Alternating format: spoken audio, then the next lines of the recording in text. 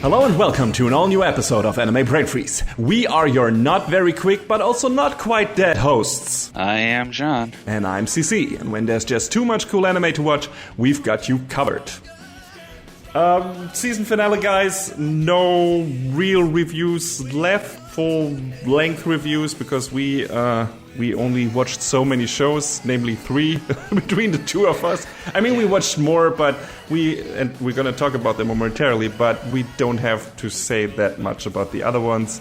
So we thought we'll do another quick round, shotgun, quickfire, whatever, quick and the dead review with a bunch of shows in there. We did that before, and I think that went very well, kind of, except for me talking way too long about one of the shows and making it into kind of normal review, but that's what happens. I'll try to not make it happen this time. But that means, it's not the usual format with maybe throwing all the cast information and complete show summary in there. And also, spoilers might run rampant because we don't give a fuck, but also maybe not. We'll see. John, why don't you take it away and we'll just start with your first 1, 2, whatever shows. All right. Well, the first one was Love After World Domination. Yes, we should both check that out in the sneak peek of that respective season. For all the rom-coms I've been trying to get away from, this segment is probably going to have more than I was planning on. Mm-hmm. But I like this one because it was a little bit different. It was, what if the leader of a Super Sentai team was dating like one of the big bad generals of the villain team. Mm-hmm. And the show never takes itself seriously, and it's super goofy. And it's a lot of fun. The two main characters are like Fudo and Desumi are just they seem very really likable. Like in the first very likable. episode. They're very endearing. Mm-hmm. And it does that thing that I wish more romance stories did, where when there's issues between them, they talk about things. Oh, amazing. It's so rare. Can you believe that? in this stupid, absolutely stupid setting, mm-hmm. they make that work. The stupid concept brings out actually a mature rom-com, you mean? Yes. And there's some great comedy moments in there. There's one episode where a fight is starting to break out between them, and Fudo, all of a sudden, I think he's got like his appendix is like bothering him, and he's like doubled over in pain, like, oh god, and everyone's like, stop the fight, we need to get him to a hospital. Mm-hmm. So they get him there, he gets the work done, and while he's laying in the hospital bed, there's it's a blink and you miss it joke. There's this like flower pot from the villain organization that says, please get well soon, Gelato Red, so that we can defeat you in battle. Or something like that. It's just that's this cute. Blink and you miss it joke that's super funny. That's really neat. So how did it end? Was it like did it wrap up? Did they get fully together? Did they did they get acknowledged by both teams begrudgingly, or their liaison, whatever? Well, it kind of slowly devolves into being an open secret on the hero's side. But it's not really known on the villain side who no, there's one character on the villain side who knows, and that causes some weird friction because this one character may also have something for Destiny, and they start to explore that.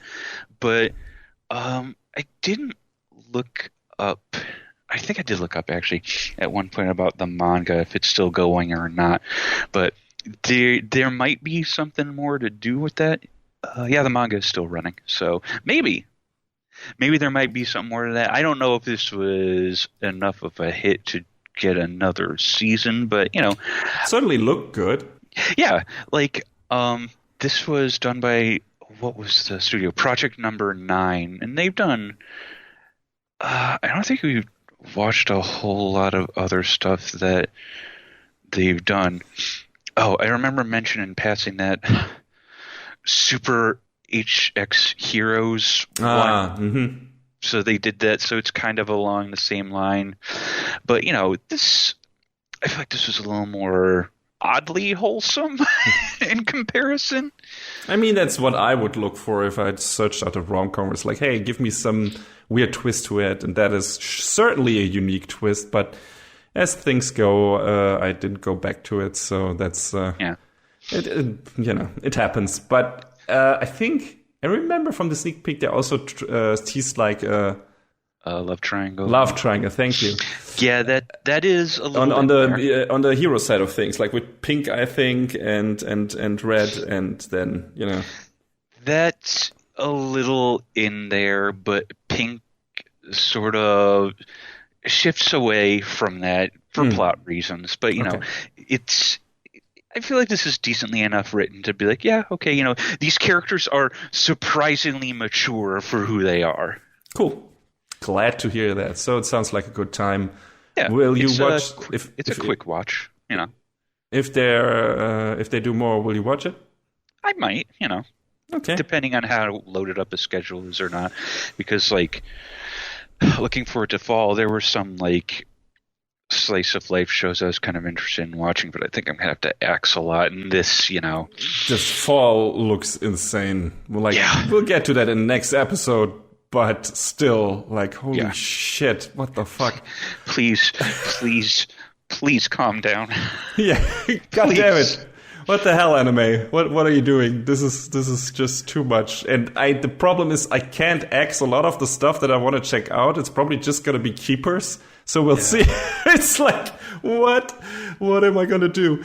Anyway, so that's it for Love After World Domination. What is your next show that you want to do a quick review of? Shikimori's Not Just a Cutie. Ah, yeah, right. That show with the very cute ending, ED. Yes, the one that definitely was like, hey, what if we made our ending sequence look like a WarioWare minigame? Mm-hmm. And everything is right on the rhythm to the music, and it's super awesome. This show was also pretty cute. Again, another pretty wholesome high school romance story. Everything, it seems like people are finally starting to understand that a good romance story doesn't have to be laced with stupid misunderstandings and just general idiocy. Gamers. Yeah, it's one of the worst examples. But it didn't seem like that from what you said in this sneak peek. So I'm glad to hear that it didn't devolve into that. Yeah, this was just generally pretty laid back, and there was some pretty good backstory for Izumi and Shikimori, which I wish they had done a little bit more of, because the opening sequence foreshadowed, or I guess not foreshadowed, it indicated there was some stuff in the past that they didn't really seem to go into, but the manga for this is also still running, so maybe shrug, I don't know. And like I said before, I really like Nobuhiko Okamoto not playing an angry, yelly teenager like he has in Index and Hero Aka. Ugh. So it's nice. It's kind of nice hearing voice actors that we know doing something a little bit different. I like that a lot. I like him as Bakugo, but but it's nice when you, this person that you've heard for a long time, is finally not typecast. Yes, if the guy has range, let him work with it. Like Rie Kugimiya for ages was the token tsundere in every show she was in, and it was like all right, I mean, I guess I'm kind of tired of this though. Maybe I don't know if she is too, but yeah, this show was very pretty as well. So I've judging from the clips I've seen, yes, I would agree. Yeah, Doga Kobo went all in on making this show look very, very pretty. So and it didn't need to be. This is a slice of life show. I mean, why not, get some eye candy with your fluff? That's true. I mean, you don't have to I feel that's one of the things with all the American cartoons that we're getting. I'm being a generalizing bitch, but You know, it's like, hey, it's a comedy show. It doesn't matter if it looks like complete ass. Yeah. Like stuff like BoJack Horseman or stuff like that. It's not even only just a comedy, but it's like it's also drama and shit like that. But or Archer, it's like. Have you watched regular show? Yeah, or stuff like that. It's like, hey, it's fine. Like, it's okay, I guess, because it's comedy. That seems to be the sentiment. Like, the show doesn't have to look good. Only the jokes have to work, and the animation has to work in favor of the jokes. I get that. But sometimes I'm like, hey, maybe also make your shows look a bit better and not just like these weird freaks of nature. Yeah. It's like, so... that's too rare in my opinion, especially in comedy shows where it's like, hey, we don't have to put much effort into it, into the visuals because they don't matter. And like, they matter to me. So yeah, I get you. But yeah. This show again was really comfy and wholesome. And if there's another season, I would like to see what else they do with these characters. Seems like it made you happier than Rent a Girlfriend. Hey guys, did you know there's a third season? The old ball and chain. Kill me. What? We don't have to worry about Rent a Girlfriend until it comes back. I don't have to worry about it until it comes back again. Mm-hmm. And then I will watch you squirm in your self-made prison. When we, at the end of the next season, when we do our wrap-up, I will have my things to say about it, which, to be fair, are not all bad, but... No, the all bad stuff already came from Mother's Basement, so you didn't rant on that show. Thank you, Jeff Thu. Mm-hmm. Yeah, doing the Lord's work. But yeah, I'm looking forward to your impressions, regardless. Even though, it's not my genre anyway, but also it's fun to hear you take jabs at this stuff as well, because you have the expertise. I mean, I like watching different things, but now that I've changed jobs and I work full time, I have less time, so I kind of have to pick and choose. Will Rent a Girlfriend season 3 make it back on the docket? I'll probably make a way to make it work. Mm-hmm. We'll see. Yeah, a bunch of other shows that are coming. So, yes. Yeah. All right. I think you have like 2 shows left and 1 surprise thing. Yes. So I'm just gonna jump in here. Short disclaimer. I hope I'm not gonna just keep on talking for 30 minutes again. But who knows? So one of the shows I watched from recent seasons, but I feel like doesn't merit a full review is AMAIM, Warrior at the Borderline. That's one of the shows that I talked about in the sneak peek that piqued my interest because it has like this ridiculous premise where it's like a fear-mongering anchor baby show where it's like, hey, did you know that Japan's birth rates are really low? Kids who are watching this, you should maybe do something about that. It's like, this stuff. Hey, if you're of age, of course, although that's not always, a given with anime, you should start fucking, and you definitely should get children, because otherwise, which is the premise of the show, 4 different nations might just invade our country, like divide it up between them, and then we have a constant border war on our hand, and we as Japanese people will lose our identity and will suffer immensely, because that will happen. And these 4 nations are, of course, not China, but definitely China. Not Australia for some reason, because it's close to Japan, I guess. Why? But definitely Australia. It's Oceania, whatever. But why would Australia? Okay, all right. It's not Russia, or let's say Europe, Eurasia, and definitely America, because it says so. Don't you think Korea would fit in there instead? I guess they fit under, one of the factions where they say not China is, just Asia, the Asian army, whatever. But it's, I guess it's probably just China, whatever. Maybe Korea. You're right. Maybe they have a grudge too. But, Well, I mean, Japan also historically did not do themselves any favors against Korea. So, no, not at all. They still don't. one of the guys who's probably behind this thing that was put in this show, or his parties anyway, who recently bit the bullet, literally, is I think one of the people who likes to deny that things like that happen. Don't want to put things in anyone's mouth, but I'm pretty sure that that shit, came out of people's mouth. Just saying, let's see. But yeah, so this is the setup of the show, as I said before. And this is like, the not subtle messaging underneath the show, where it's like, hey, first episode is like, it opens up with, hey, our birth rates declined and, the economy went down as a result from that also, and shit like that. And countries invaded us under the guise of helping, humanitarian mission, whatever, and then decided to take the territory for themselves. And this is how this shit happened.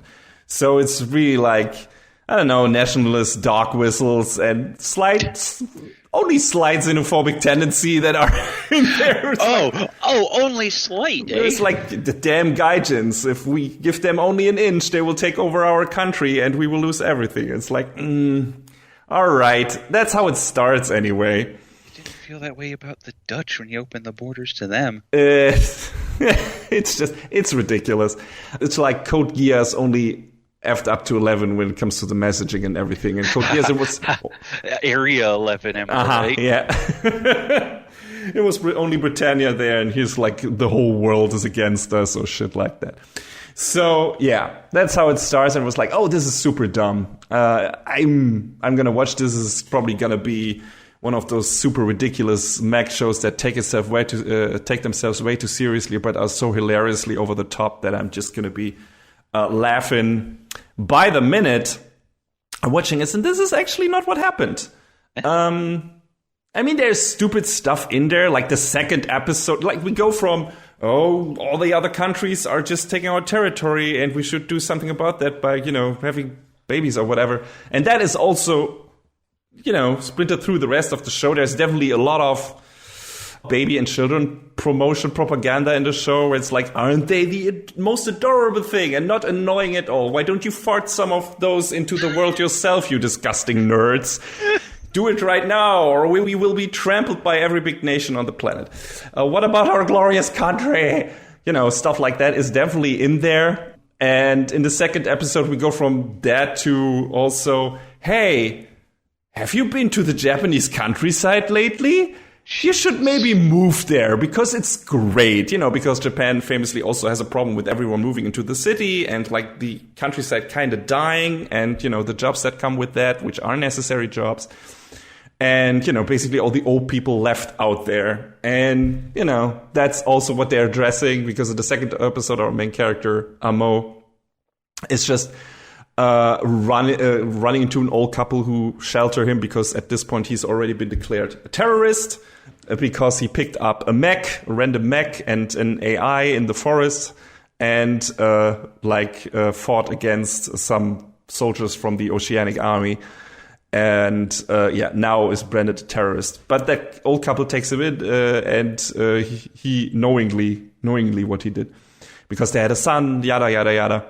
The old trope. And they give him like this home-cooked meal and he's like, oh my god, this tastes so much better than the convenience store stuff you get in the city.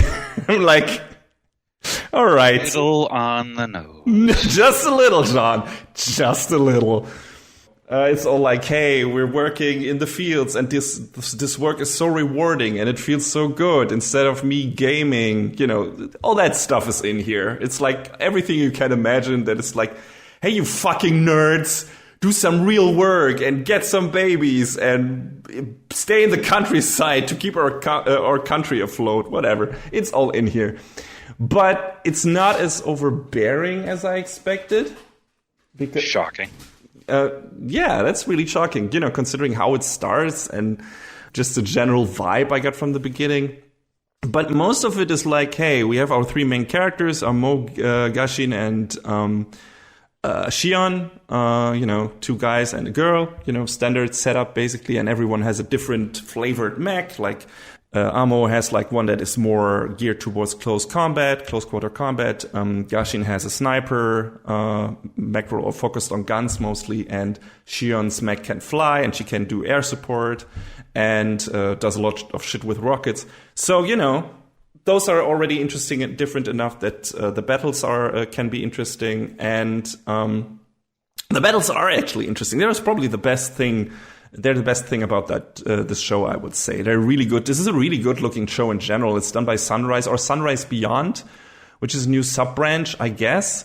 But Sunrise, they usually do Gundam. And that means this show is not CG, John.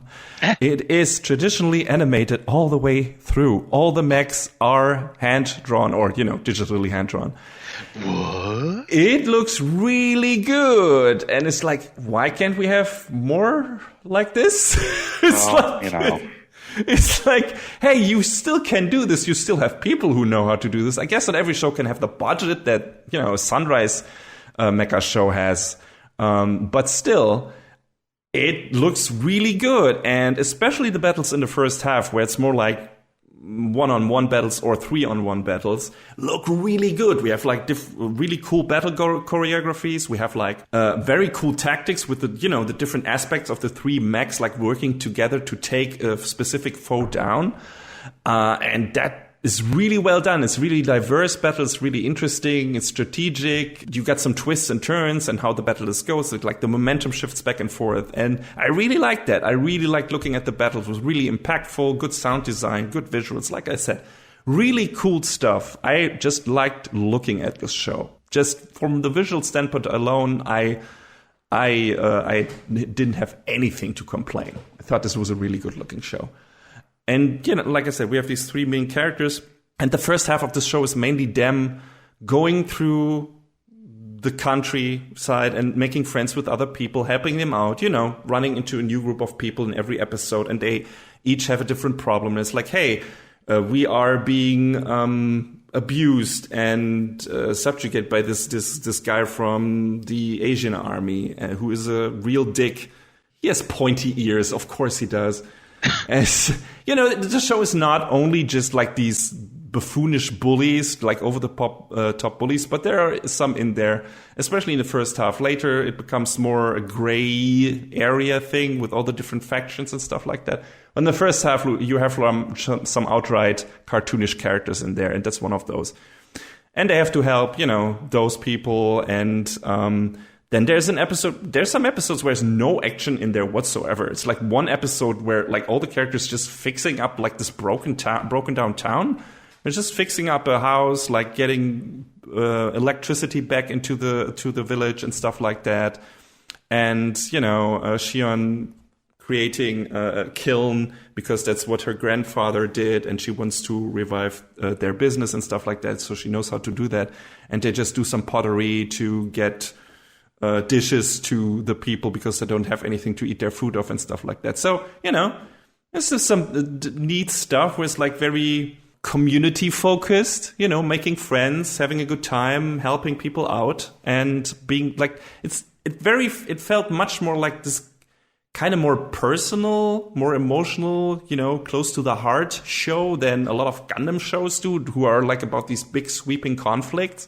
And the background of this, the backdrop of this is a big sweeping conflict like that encompasses the entire nation of Japan. But, the story of our three main characters was kind of personal in the first half of the show. And I like that. And the other part of stuff of that is they have to fight this rogue AI that took over one of the AMAIMs, which are what the mechs are called in this universe. And that AI is called Ghost, and they fight it on several occasions. And these fights are, like I said, amazing. Like the fight against Ghost in the first half of the show are the best thing of this show. They just look great, and they're thrilling, and they're diverse, and it's not only them, but also another faction fighting against Ghost, and it's just really cool battles. Like probably some of the best mech battles you will see in the TV format anyway. And yeah, that's mostly the first half of this. And I enjoyed that. I thought, this is cool.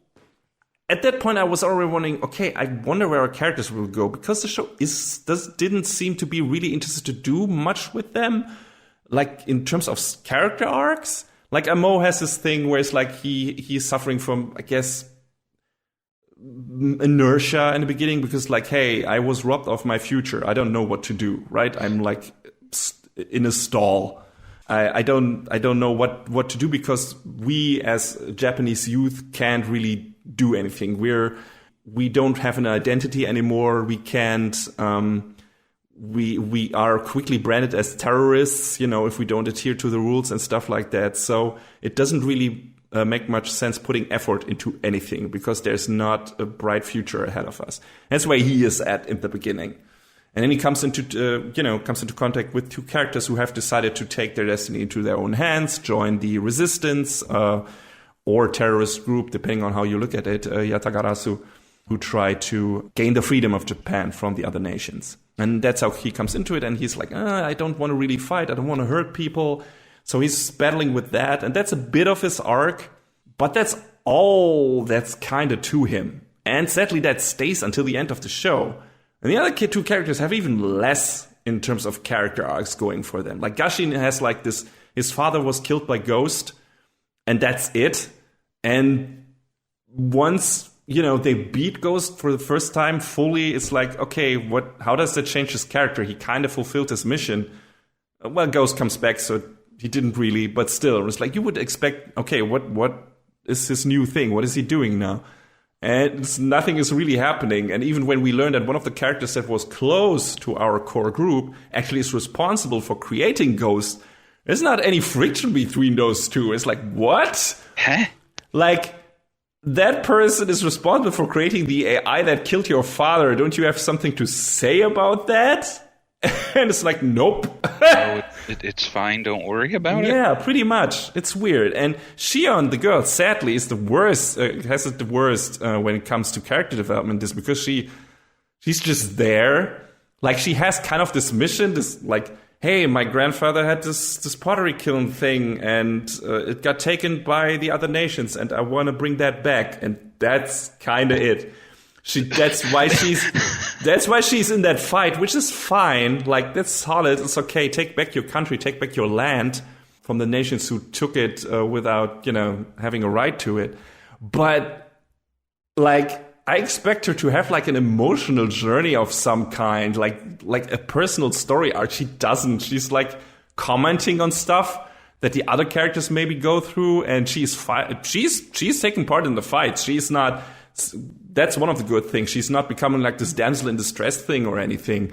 Like, she's really doing a good work in the fights and everything. She's an important part of the team when it comes to that. But outside of the fight, it's like her character is kind of non-existent. she's there.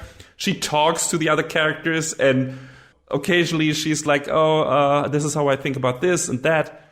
But it's not like she's going on a journey. No one in this show really is. Like, Amo the most, maybe.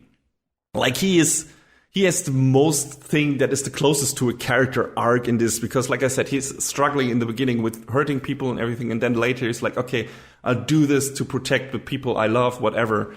But that's kind of it. And it's also not super deep. Like, they don't really focus on that.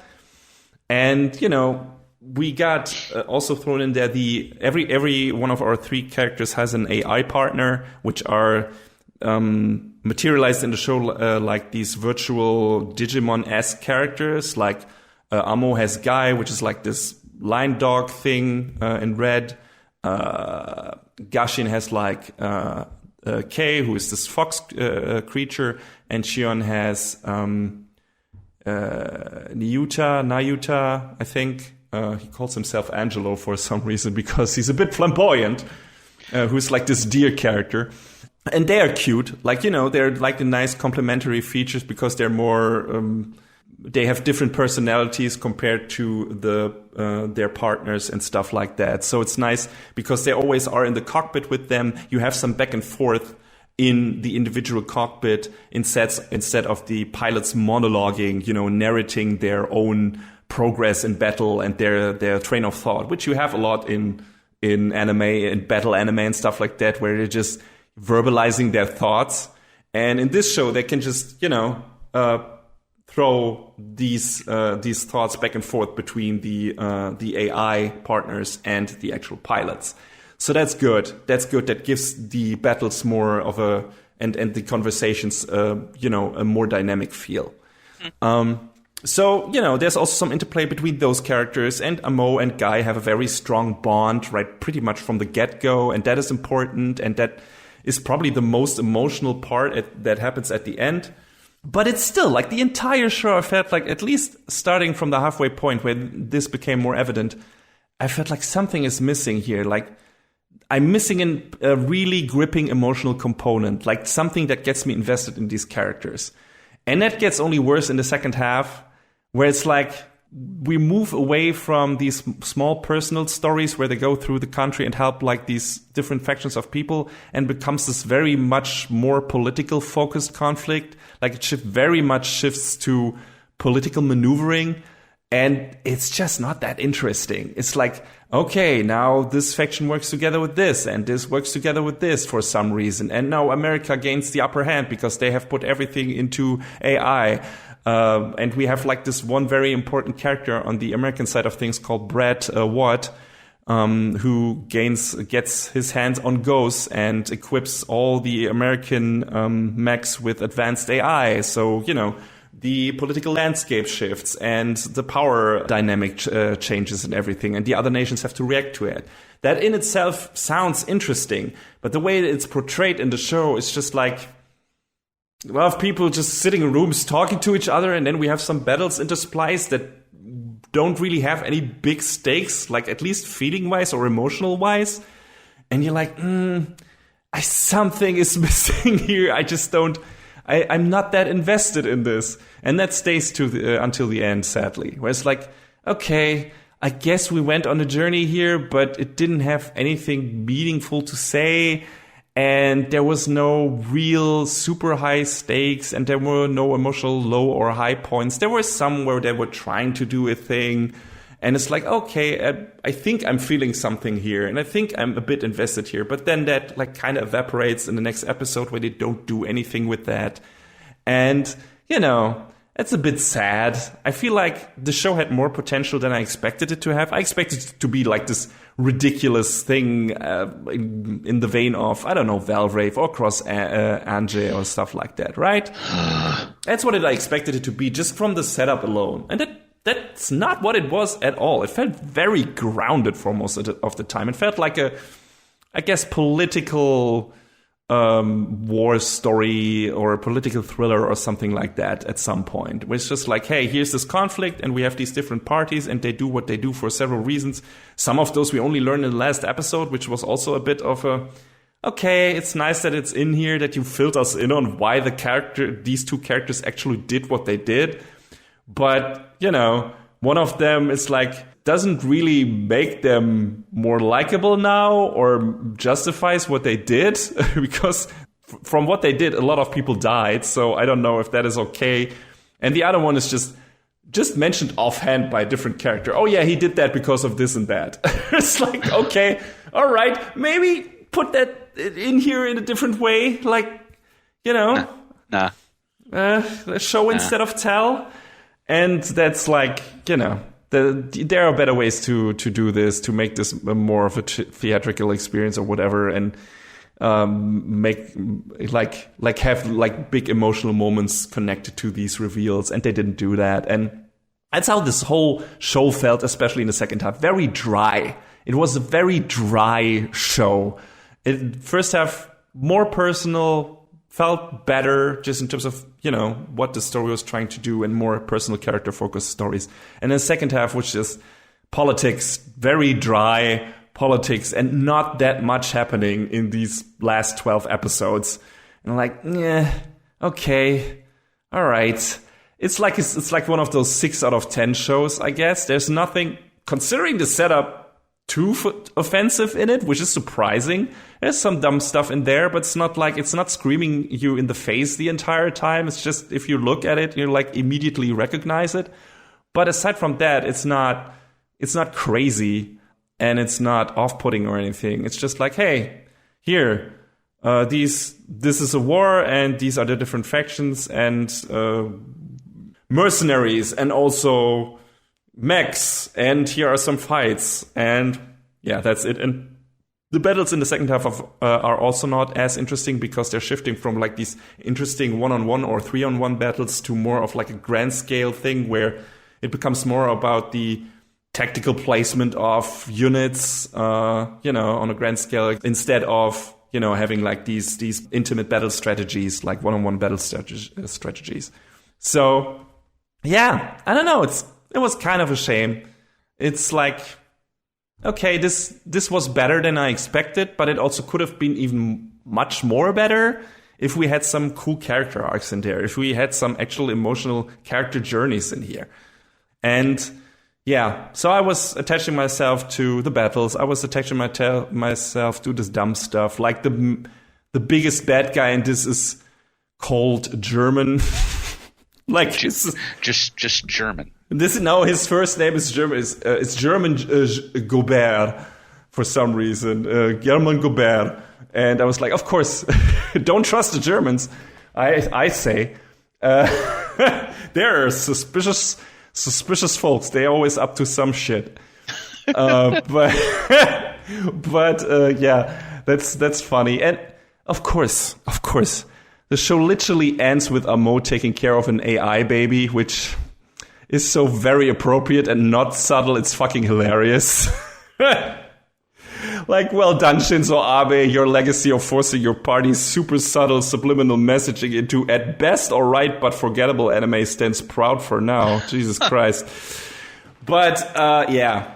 That's kind of what the show is. It's kind of forgettable. It's like, if there was more in the second half than like there was in the first half, and the show was building up to some actual interesting catharsis or a character journey, it could have been something.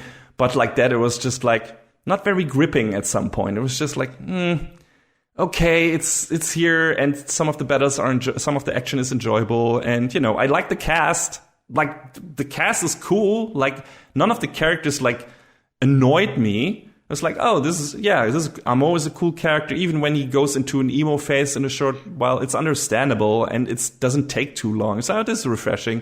This is a not annoying character in a mech show. Hooray. And same for Gashin, who's like this very grim, like, I must revenge my father in the beginning. He also has his warm sides, and he's like, of course, he's good with children. And he's like, he's like just like a cool character with a good moral compass and stuff like that. So, okay. And Shion is super sympathetic and stuff like that, and does everything for her team. And, this is a cool cast, and all the side characters around that are also neat. Like, they're cool, but it's not, none of them are doing anything that makes you root for them super heavy or feel for them or get super invested in their character journey, because most of the time there just is no character journey, and that's kind of lame. It's just like almost like a diary entry, or each episode is a diary entry of a conflict, and it's like, okay, all right. But yeah, it was too dry for me. I think I need more heightened emotions in my anime, at least when it comes to this kind of stuff. But yeah, I didn't hate it.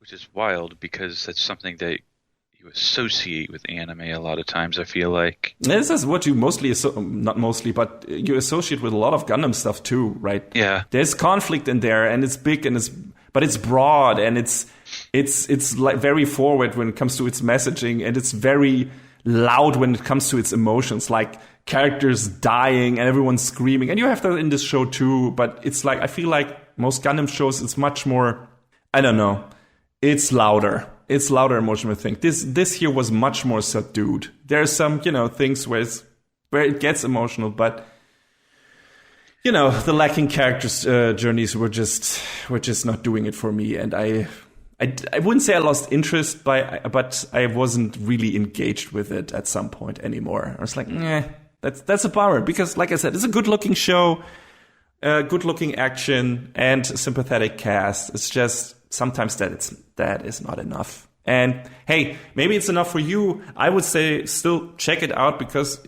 like I said, it's a really good looking show. If you need some good looking mech action in your life, do much worse than AMAIM.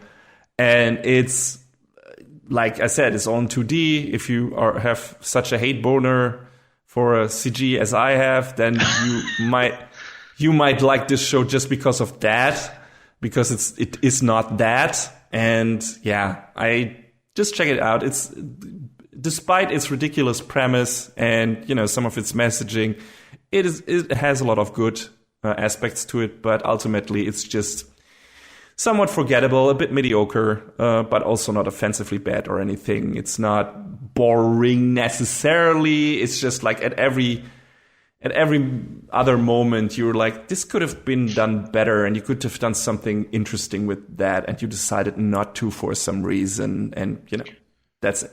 So, yeah, this again, way too long for a quick review, but these are my thoughts on this show.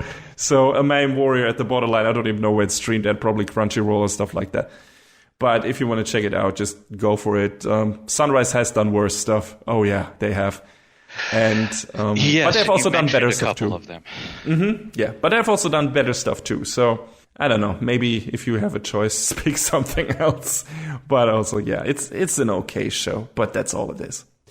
John, you have a bit more on your docket as well, I think. Love Live. Ah, what a surprise.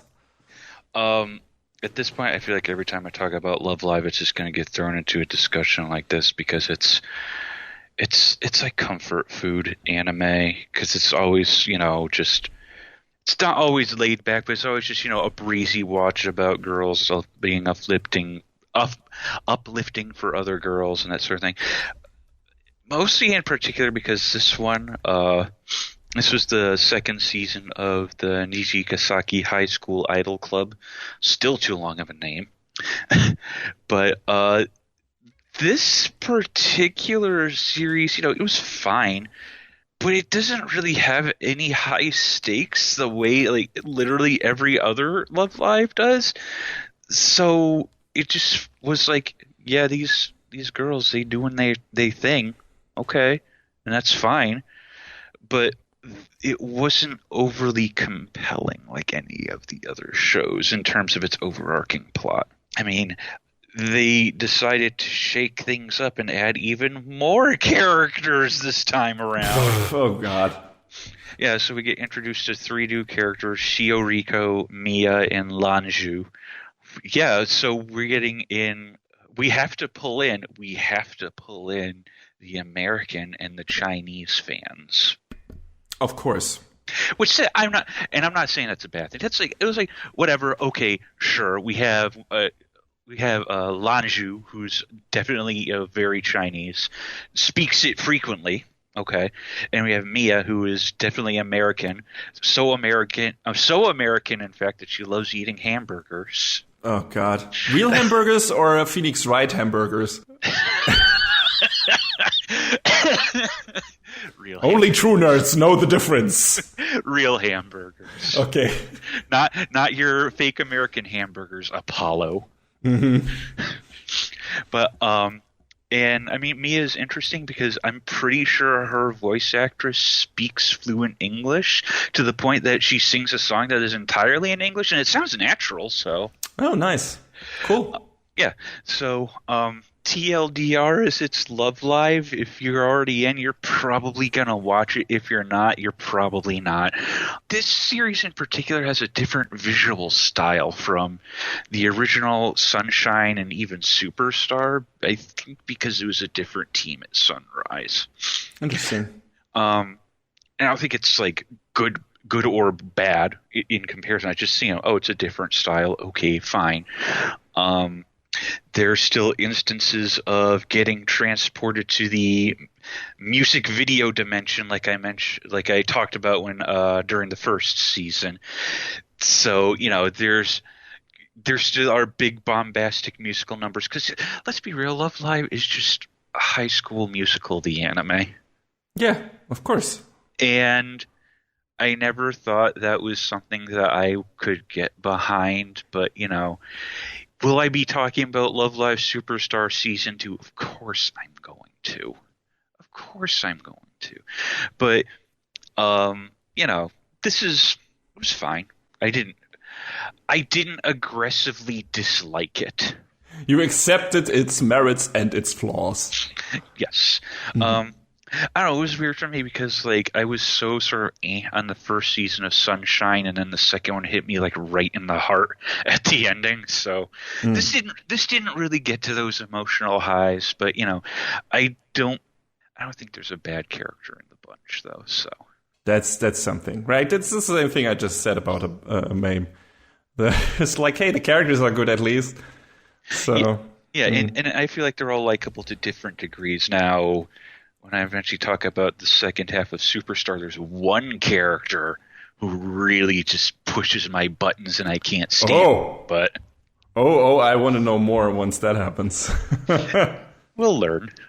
Interesting. But yeah, like I said, if you're in, you'll watch it. If you're not, you won't. It's fine. But it's not. I don't feel like it's aggressively mid. It's just, you know, it's okay.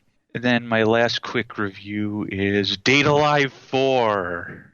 Hey, they brought it back. Yes. After how disappointed I was with the execution of 3, because God, they moved that plot at a mile a second, and JC staff did not do any favors with the show's production. Oh, well, that's a shame. Yeah. Another studio that I believe they also did the Data Bullet movie, which I still have not watched. A studio called Geek Toys came in, and I don't know if I would say they were firing on all cylinders, but this is the best the show has looked since the first season. I'm glad to hear that. Yeah, me too. And the pace of the plot was a lot more bearable this time around. We got to know a couple new characters, Nia and Mukuro, and then we got to delve into the past of the best girl. So we got to know a bit more about Kurumi, she has been very antagonistic up to this point in the story. But we find out that she has been secretly like traveling through time on this endless crusade to find a timeline where the main character, Shido, doesn't get killed. Oh, that sounds Madoka-ish. A little bit. But it's just this – it really repaints the image of this character. And I like that. I like that a lot. Yeah. It's always nice if there's some twist to a character you pecked as the one thing, and then it's something completely different. Yeah, and we find out that her past is like really, oh boy, she had a real troubled past. There's this big plot revelation that the spirits they've been working to free, maybe, you know, spirits started off as human, and you know, they sort of touch on that a little bit, and also we get a taste of who the big bad of the current arc might be, which I sort of had an inkling about, but now that they haven't fully shown themselves to the main characters, it's you know, it's known to us, the audience. Mm-hmm. So I'm curious as how that will create friction later on, because the way they ran this show was, you know, obviously at the end of every episode, you'd have your preview, right, for the next episode.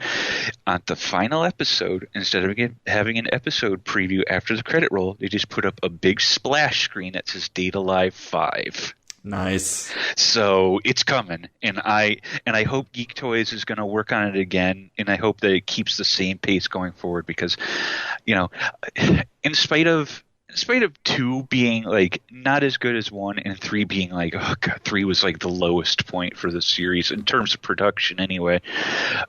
4 really brought me back around, and I want to keep going. I want to see where it goes. Let's just hope they don't take as long as they took between 3 and 4, or 2 and 3 for that matter, I guess. You know, if it takes them that long and it turns out good, fine, do it. Okay, sure. That's where I'm at with it. Mm-hmm. Yeah, that's a healthy attitude to take. But yeah, I'm super looking forward to Data Live 5 because Data Live 4 was really, really good, and it had a lot of fun plot bits. Would you say it's the best season out of the 4? Not just the best looking, but just in terms of plot and character development and everything? Yeah, I think to date, yeah. I think it has the most interesting angles to it, and what they built toward, is going to be pretty cool. Neat. Glad to hear it. But yeah, I think that's all of my quick reviews. Everything I talked about is watchable on Crunchyroll, BT dubs. Oh, okay. Like I said, I didn't. And I looked up AMAIM real quick, and yes, it is also on Crunchyroll. There we go. Go sub to Crunchyroll if you wanna watch any of those. Yes. Yeah. But I have one last thing I want to talk about. Mm-hmm. So it's been a few years since I've gone to a theater. Because, COVID was kind of not a good scene. I'm sure we all know that. But I decided one Sunday afternoon, you know what? I'm going to do it. I went to I bought myself a ticket, went to a theater. I had the theater to myself, which was dope. And I watched Dragon Ball Superhero. Amazing. I wanted to do that too, but I couldn't work it out because I was post-surgery and my fucking legs hurt. So it's like, I'm not gonna putting myself into a theater seat. And it was only running for a week, the movie, so I couldn't make it work. But I'm glad to hear that you managed to make it work. How was it, John? How was the theater experience and the movie, of course? The movie centers around, hey, you remember the Red Ribbon Army, right? Yeah. So the Red Ribbon Army has kind of faded away, and they've rebranded themselves as Red Pharmaceuticals, and their leader is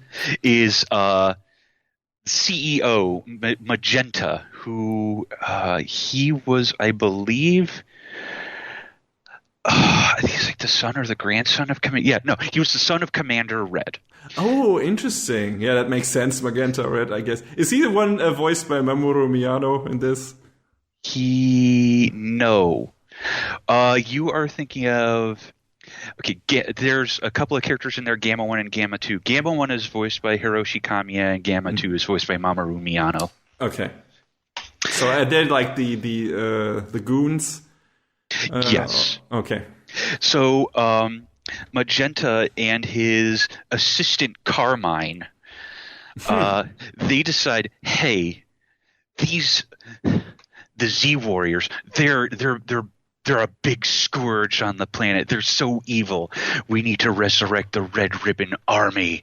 So they find out that Dr. Gero's grandson, Dr. Hedo, is alive, is around and kicking, but he's been in jail for a minute. Dr. Hedo is obsessed with the idea of like superheroes and whatnot, but he's a little weird. He still has a little bit of that mad scientist energy that his grandfather had.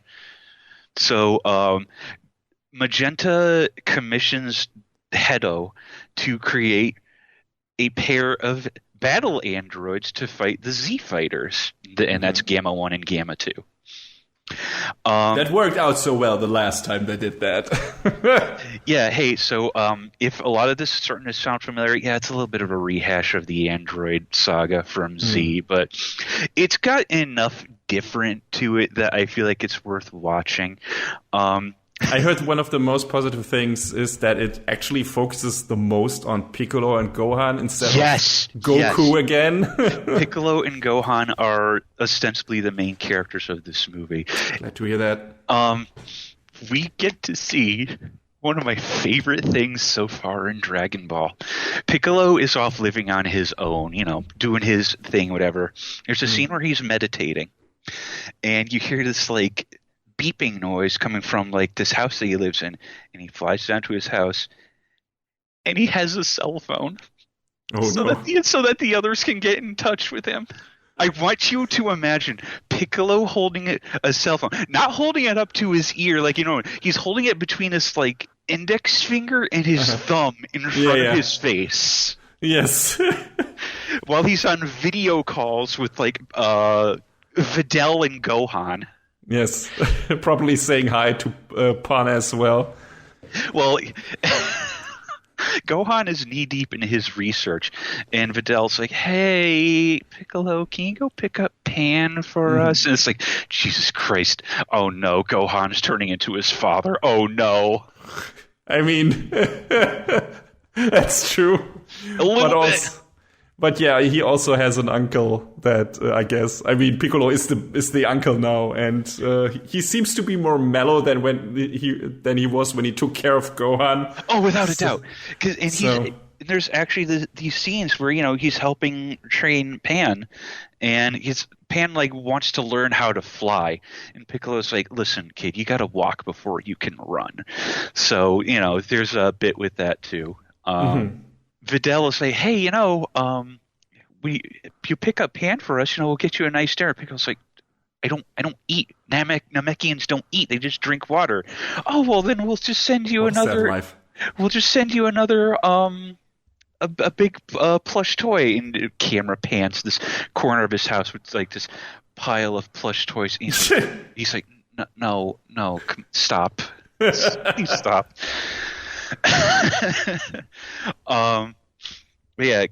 Piccolo fights Gamma 2 at one point, and he actually goes in and infiltrates the Red Ribbon base, knocks out one of the soldiers, steals his uniform, yay, and listens in on an army between Magenta, Carmine, Hedo, and Gamma 1 and 2, and he's doing intel. He's doing the work, and he calls up Bulma to let her know, there's some stuff going down here.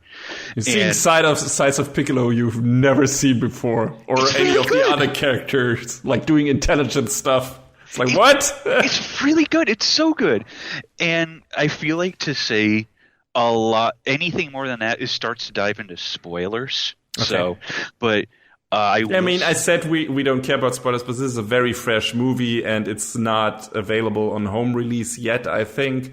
So yeah, we should refrain from at least spoiling that.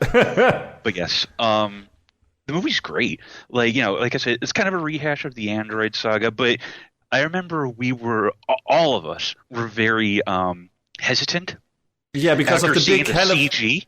Yeah, the big elephant in the room is that it's the first Dragon Ball movie that is completely CG. So, Toei has dabbled into that before. And there's some scenes in the previous movies, like in Battle of the Gods and Resurrection F and Broly, that are CG the entire way through, but not the entire movie. And I think this, right, is the entire movie is just CG, correct? There's some establishing shots at the beginning where they're talking about the legacy of the Z fighter, or saying the fearsome Dr. Gero and his androids and Cell that are traditionally hand drawn, but the rest of the movie is CG. The CG works really well, dude.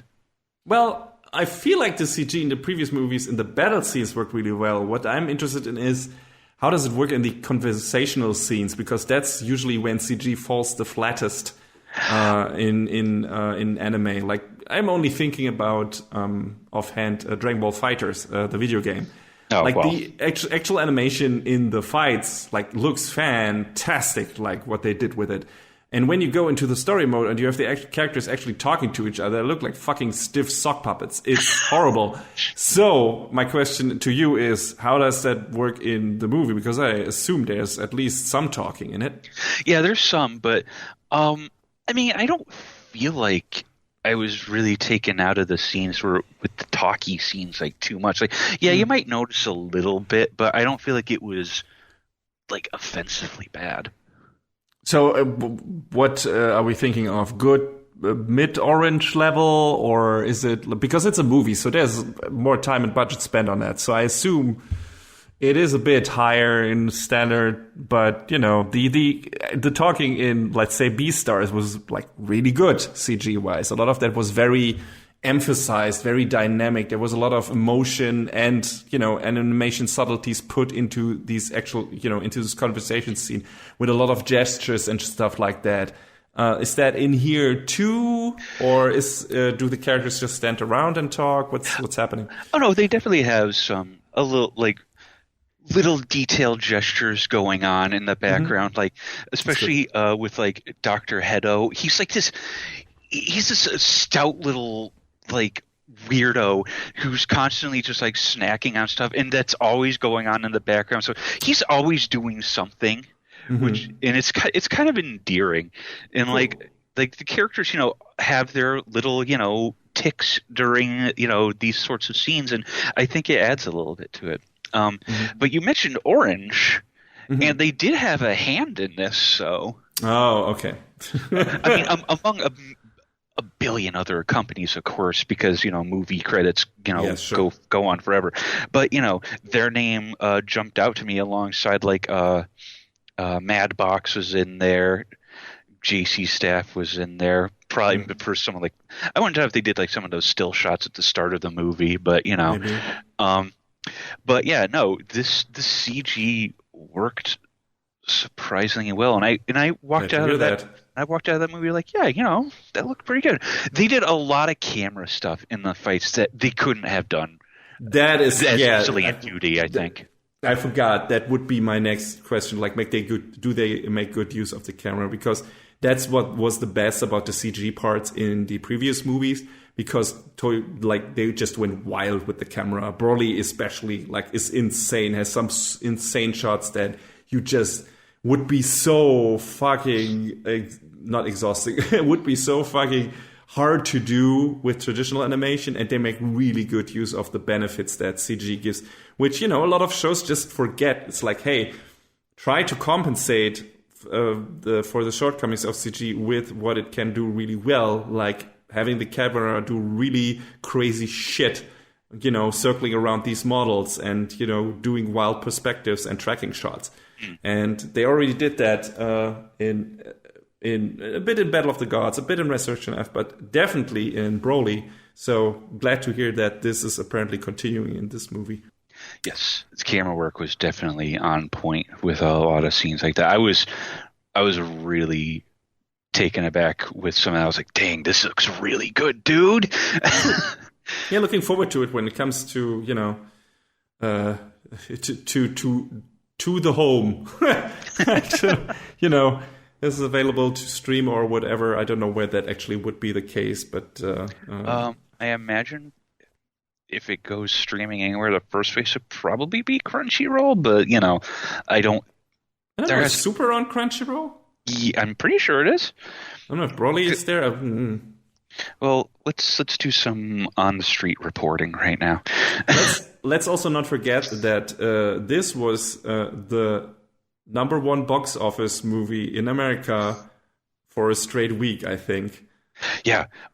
So it made 2.49 billion yen in Japan, which is about $17 million, give or take. And worldwide, it did 87 million. Really good. Yeah. This is an anime movie. For an anime movie, this is ridiculous, kind of. So they made their money back. I feel like in the past, couple of years, COVID notwithstanding, but I feel like whoever is responsible for bringing these movies into the theater picks good ones to put in there, and those get a big resonance. I mean, we had Demon Slayer that was also very big outside of Japan.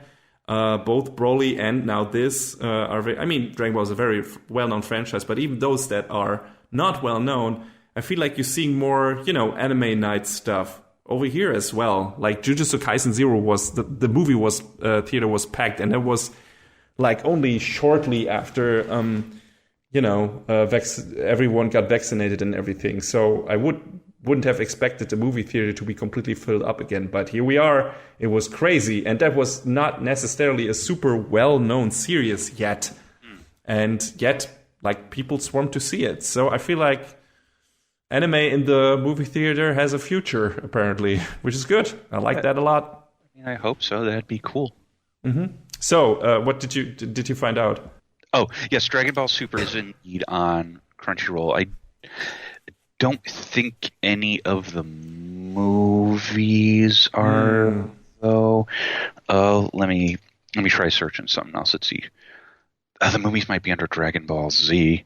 No, they're not on Crunchyroll. You might still have to go to Funimation for that. Funimation, or they're maybe on some of the direct, maybe on something like Netflix or on Amazon or whatever, depending on what publishing companies behind it. I mean, for movie theater movies, it might be different than for streaming movies. So, yes, but you will find out, and the movies should also be available on physical media and whatever. But I'm looking forward to seeing Superhero a lot.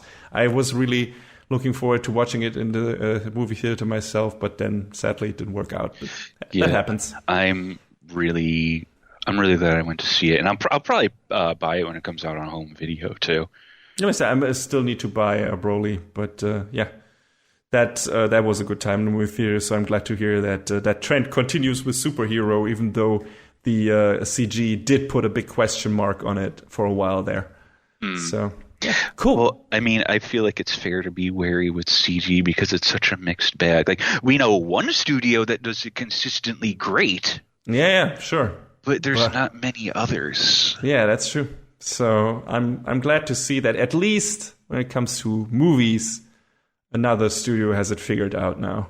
So looking forward. Can't believe I say that, but looking forward to the next CG Dragon Ball movie. But again, might also not be happening. The next one might again be, a mix. Might be again, partially traditionally animated, partially CG, like they did Broly. Who knows? Yeah, there's no telling right now. So yeah, the past 4 Dragon Ball movies all looked slightly different from each other. I think Battle of the Gods and Resurrection F looked still the closest, but Broly had a very different 2D art style as well. I still need to watch the original Battle of Gods or Resurrection F. You should. Better than the TV series versions for sure. Oh no, I believe that. I just haven't made the time to watch the movies, and I own them. They're right there. I'm pointing at them. Watch some movies, John. Jujutsu Kaisen 0 is on Crunchyroll, just like I told you the other day. Shut up, I know. Anyway, that's it for reviews, with a nice surprise review by John of Dragon Ball Superhero. What a weird title. I still wish it wasn't the word super twice. But yeah, it's been Dragon Ball Superhero. I feel like outside of a couple of issues within the plot, which delve into spoilers, so I'm not going to talk about. That's my one other issue, is the name of the movie. Like, guys, please, you couldn't have workshopped this a little bit. A little bit would have been nice, yeah. All right, but that's it for the reviews. But we still have one more thing to do.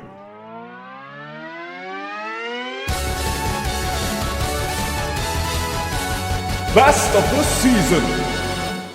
All right, here we are, best of the season, of course. Not much to choose from this season, John. At least when we go by full-fledged, full reviews, full.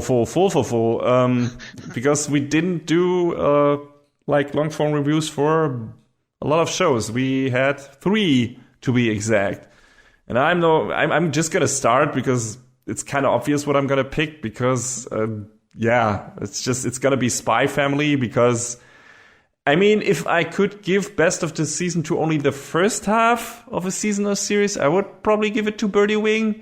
But alas, we're not cheating that hard yet. So at least not in my book, but so I can't do that. I would love to, because I really loved the first half of Birdie Wing, but the second half let me down. So I was like, definitely not gonna give it to AMAIM. So what other show did I have this season? It's Spy Family, and that was a good time all the way through, and I hope it remains that in its next outing, which is right around the corner, like a bunch of other stuff. So yeah, it's Spy Family. As of recording this, it starts in less than a week. Exactly. That's why we're recording now, because we're late again. So, but I mean, we have to wait until all the premieres have aired, or most of them, before we can do a sneak peek. So that's fine. But yeah, it's Spy Family for me. It's fun. It's fun action. It's cozy. It's cute. It's funny. It's like we said in the review, it's pretty much a show for everyone. Like, everyone can watch Spy Family, in my opinion. Like, it's something for the kids, it's something for the adults. one of the features one would ascribe to Pixar movies in general. It's like, hey, everyone can watch this. There's something in there for the adults and there's something in there for the kids and everyone in between. And I would say that holds true for Spy Family as well. You can show that to anyone who isn't turned off by animation and thinks that is the stupidest shit. And if they do, I don't want to know them. So, because they're crazy people. True. Anyway, with shit taste. And so aside from those weirdos, you can show Spy Family to anyone. And they will probably have a good time, which both of us did. So I'm picking that one as my best of the season. Easy choice. John, how about you? You probably have more of a difficult thing going on because both of the shows you reviewed this season you liked a lot. Well, we all know that this podcast is about having our cake and eat it too, so I can just say your boy Kongmin. Yeah, because I picked Spy Family. I should have thrown you a curveball and be like, no, it's gonna be Birdie Wing. I just picked the first ever Birdie Wing, and then John would have been like, oh no, what am I gonna do? I would have been like, you don't mean that. You don't. You don't mean that. Don't do this to me. I know you don't mean that. Spy Family's great.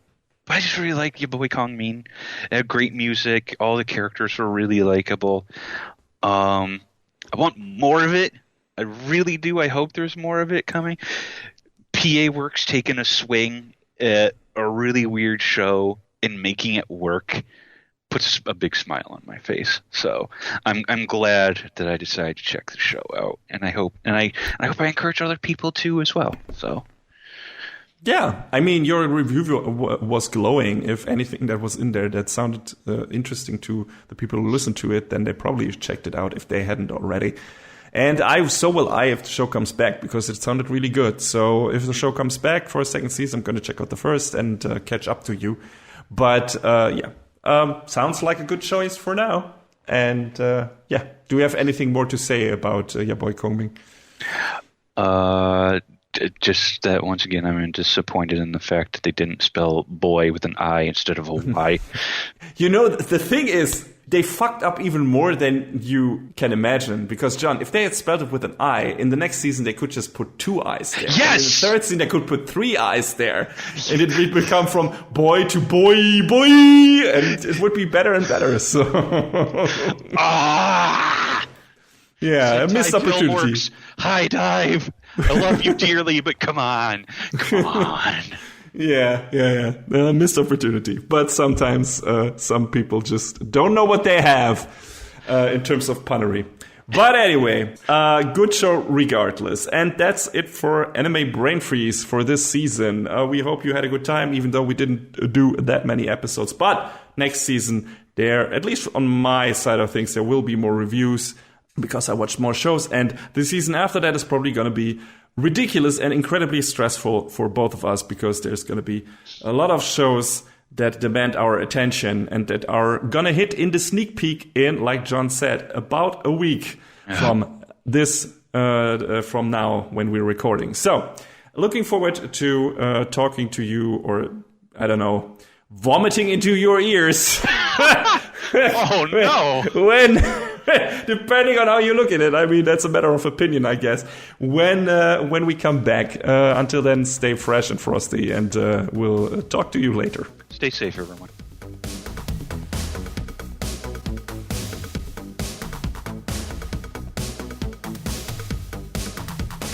And that is a wrap on the 133rd episode of Anime Brain Freeze. All the music in our show is from the Double Dragon Neon soundtrack by the amazing Jake Kaufman.